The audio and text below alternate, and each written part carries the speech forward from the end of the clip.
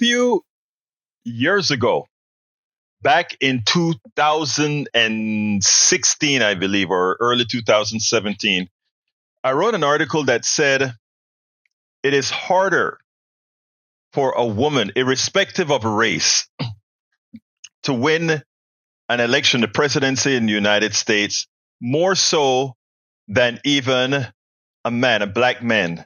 And Obama, Obama won the election. Yes, there are likely quite a lot of people who didn't vote for Obama because he wasn't white, that he was a black man. There are probably a lot of people that didn't, but enough people superseded whatever prejudices that they had or whatever attenuated prejudices that they didn't allow to take over their vote. Enough voted to give President Obama a very large win from people of all races, all sects. Now, let's be clear.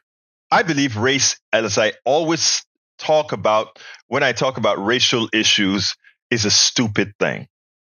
Race is one of the most limiting factors we can actually delineate humanity by, because again, it has no value from a scientific point of view, from any point of view. We are all people that, given the same opportunities, will do the same. But we live in a racialized society.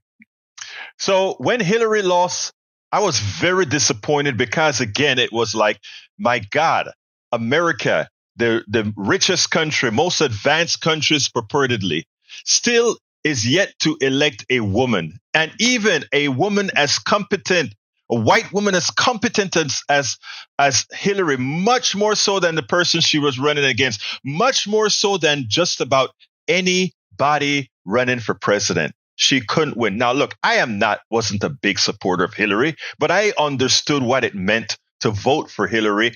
And I did because again, she was the most competent and it would have broken that ceiling. Now we go towards Kamala Harris. She has a double whammy now. She's a woman. She's black. She's Asian, and she's married to a Jewish guy. Are we going to be grown up enough to put away all the prejudices that make absolutely no sense? I tell you something.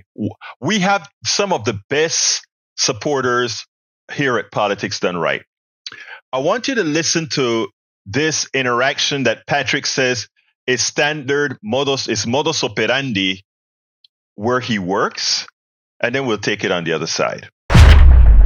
Hi, Patrick. How you doing, my brother? I was going to give just a little bit of insight. There's some speak of racism, and I guess it's being projected towards the left. I'm a very, very white person and work in a branch of construction, and I work out in the field, and I get to hear and talk to people that look like me that don't understand how I think, because I don't share that much.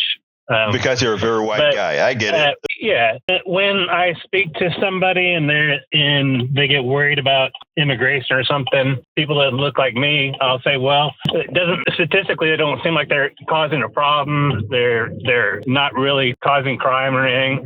So then when I go through all the logical arguments, it boils down to a response like, well, I don't want to look at them. That's oftentimes And then also too, when I'm speaking about the two choices that we have for presidents, I'll go through the economy and everything, and I'll tell them everything I can. And it'll all boil down to, after they hear all that, they'll say, well, I don't want that expletive. And there'll be a sexist comment and a comment about color leading my country or telling me what to do. And I heard the same thing during the Obama era. Mm-hmm. And so everybody is saying that the left is racist.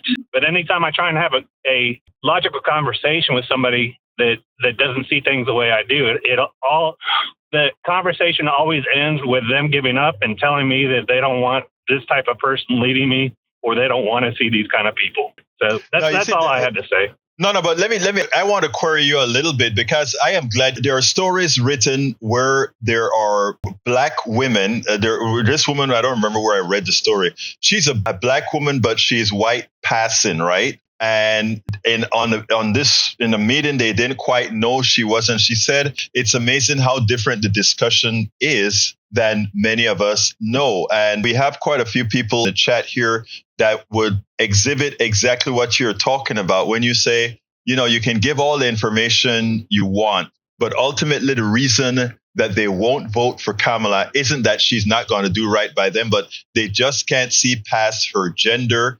They just can't see past her race. And they don't want somebody of that gender or that race being in control or running the country. That's pretty much what you're saying, correct? Yes, that's how my discussions or arguments typically end. And, it's sad because a lot of these people, including a few in the chat, deep in their hearts, they know that is the reason. And when they're looking for reasons to vote for Trump, they know that's the reason. Because remember the piece that I just did, Patrick, I said the following. We've debunked that somehow Donald Trump was good on the economy. We've debunked that Donald Trump's new policies would be good for the economy. So if you know all this information and you're still voting for him, you have to ask yourself, if you don't want to admit it, like Patrick has heard in his own doing, you have to admit there's another reason. Am I right? Yes. When all the reasons that they're being told to say fall apart, the truth comes out. And there's a concept known as reductio ad absurdum. And that is exactly what we just did. Reductio ad absurdum. Patrick, thank you so kindly.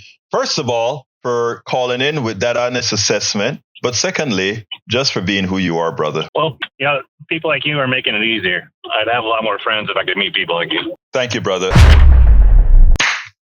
Look, folks, I still believe Kamala is going to win. I still believe we could even get a break that make it a lot less close than people think it's going to be. But we have to go out there and do the work. And we have to tell the stories that Patrick is telling to jog people into doing the right thing. I knew Obama was going to win. I thought when Obama ran that there was no chance in hell that a black man could win in 2008. I never thought that was possible. But during the canvassing I think it was in Pennsylvania, one of the Obama's canvassers went over to this woman's house, this couple's house, and they asked her, who is she voting for? I don't know why she thought she had to do this, but she called out to her husband, "Hey, honey, who are we voting for?" And honey shouted to her and said, "Tell them we are voting for the N-word guy," meaning we're voting for Obama. If you remember 2008, things were horrendous. Things were bad. If you remember 2008, we didn't know where the country was heading financially, etc. Things were so bad to some people that they decided that they superseded their own prejudice, as that statement showed, to do the right thing. Now, the problem right now is that the economy is doing fairly well. Yes, people are paying more for things, but their wages are increasing as well. So they have some leeway to go back to the belief that they had. But as Patrick pointed out, and as I've stated, the economy as described by Donald Trump, of how it used to be under Donald Trump, the good parts of how it used to be under Donald Trump was just a continuation of the Obama economy. And we have to remember that the last year of his presidency, we had a pandemic that was mismanaged and caused the crash in the economy that occurred thereafter, and the subsequent inflation that occurred after. And just like Obama had to clean up the mess created by G.W. Bush, it's the same thing that Biden had to do to clean up Trump's mess. And interestingly, better than any other Western economy, the American economy is doing much better than the others. It needs a lot of improvements. And the improvements that it needs are the things that Kamala Harris identified and said she would be instituting in her policies, completely anathema, completely opposite to what Donald Trump wants to do, which is throw tariffs on that's going to raise everybody's prices, etc. So we know that as a fact. And still, at this point in time, 50% or more or so, or somewhere in the area of the vicinity of 50%, white women will be supporting Donald Trump.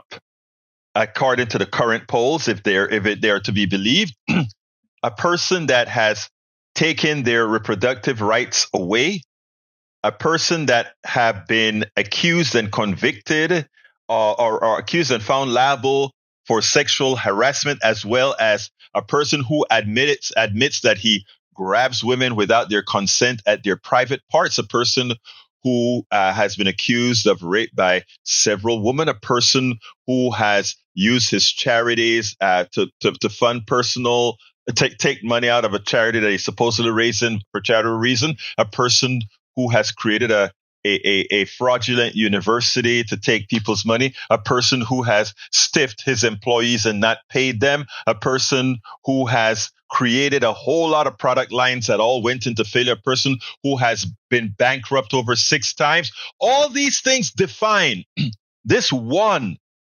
person. And we have people that would look at him and look at Kamala, someone that can articulate a plan, someone that is vibrant, somebody that tells you, I can do this for you, and here is the plan. And many would still, because of what Patrick has said behind the scenes, continue to vote against your interests, continue to vote for somebody who they know doesn't give a damn about them. I still have faith in the American people. I still do. I won't lose my faith until after the election. After the election, if it doesn't come out like I am 90% sure it will, with a very victorious Kamala Harris, at that point in time, I would have to say, America is not only on the decline, but America has declined.